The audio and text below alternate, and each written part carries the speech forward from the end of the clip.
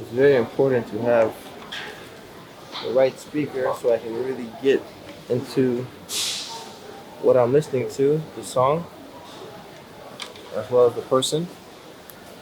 Because in life, if you're not hearing and just listening, then there's no real point of having a conversation. We walked up the stairs to the ceiling. There were two girls sitting in my room. She walked up in my face, said, "This is the place you should meet you right here in the room. Ooh, this is Heartbeat Hotel." This one is good. This one is better. And it comes with a case with wheels. Does it? Oh yeah. Ah!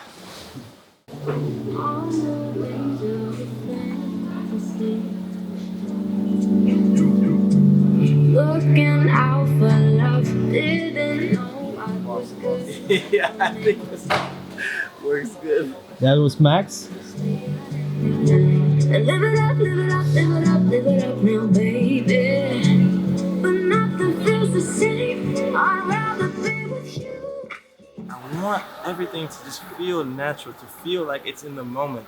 And when you have it like this is what life really is like. And oh man, this right here, yes. This will be my new baby. I don't have any kids, so this will have to do. Give me candy. Candy. The best. Miss Cole. I think that's what it's called. Mishki. It's just crazy to me how my whole life I was doing things for other people because I thought that's what you do, right? The people you love, the people you care about, you do things for them because that's, at the end of the day, you love them. But I think that's wrong. I think if you love them, you should love them enough to let them live their life and you live yours. Meaning, if I love what I do, and it may not fit to what my mom, my brother, my dad, my girlfriend, whoever doesn't approve of, and I try to make them happy, then guess who's not going to be happy? Me.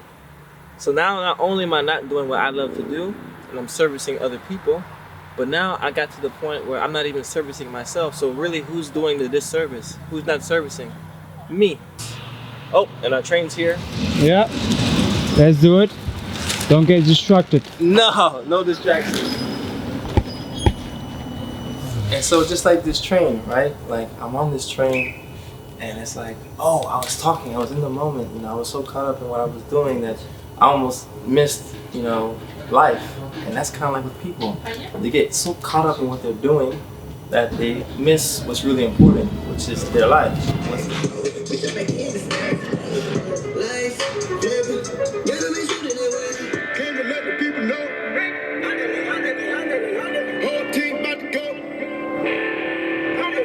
It's only one way to go.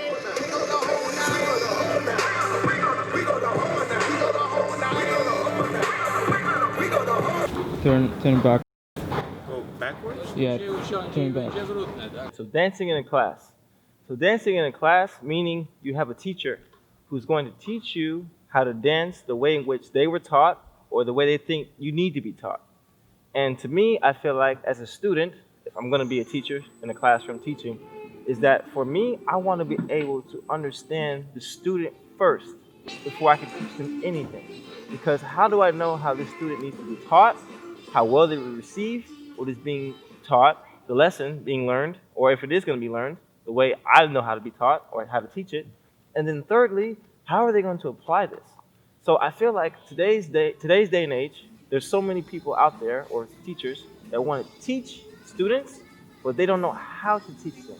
Just how I live my life, I want to teach people based off how I know them.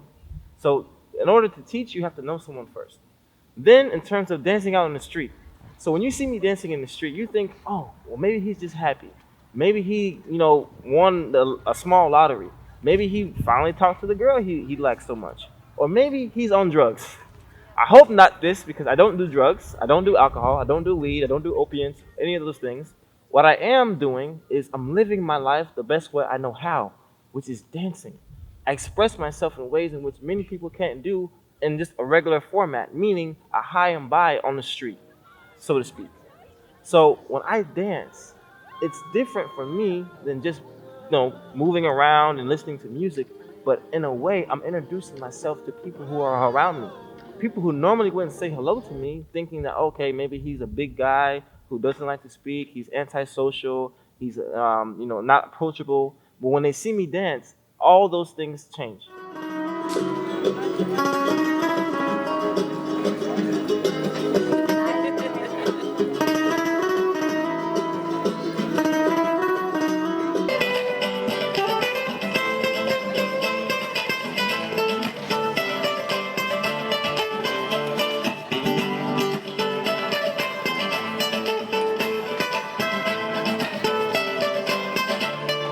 I bring down the guard that everybody has when they see me. The stereotype, like I said, the racial profiling, whatever you want to call it, which to me, those things are non existent. Why? Because they're only in the minds of what people believe. What makes me different from any modern or even traditional dance that's out there today? When I dance and when I have people dance with me or for me, or just all of us being unified, as what's part of what I do now is unification. I don't want you just to dance and move around, like on the street, or even for me, if I'm your teacher in a classroom. I want you to dance with a purpose.